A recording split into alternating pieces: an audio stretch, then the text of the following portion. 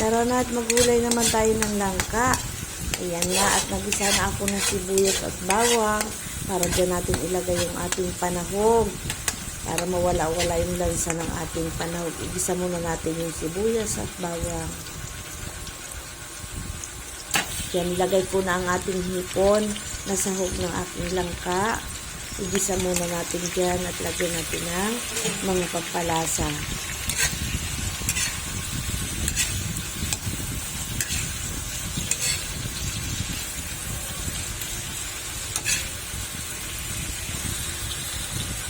Para kasing mas masarap isahog ang hipon sa ating langka. Ilagyan ko ng konting asin para magkaroon ng lasa yung ating hipon. Ayan.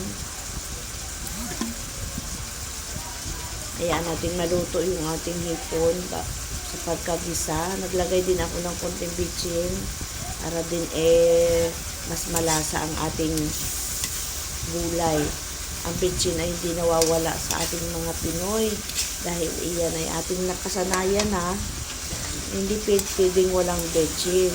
Ewan ko ba bakit nasanay tayo ng may bitchin ng ating mga niluluto. Yan. At nilagay ko na nga itong ating gata. Yung aking gata ay galing kasi sa freezer yan.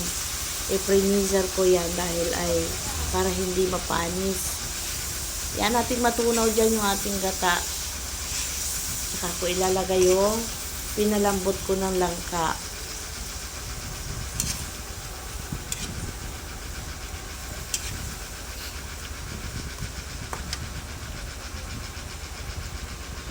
Ayan, at ilalagay ko na yung aking langka. Alam niyo, nabili ko langka sa palengke. Ano yan eh, parang medyo malapit ng mahinog-hinog. Ano na yung mayabo na yung yung kanyang buto. Yan. Masarap ba yung medyo mabango, medyo maniba, masarap gulayin ang langka kapag medyo maniba. Yan.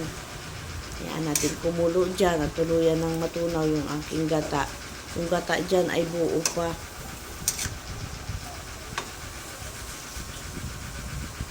Baon namin ito sa ilog. Ito na nga. At tunaw na yung gata. Ayan, napakasarap na. Bango-bango niya. O, diba? Nilagyan ko siya ng siling mahaba. Siling green. O, diba? Ang sarap ng ating gulay na langka.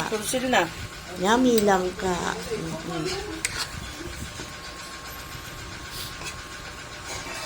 At hinihintay ko siyang medyo mainin. Matuyuan ng konti.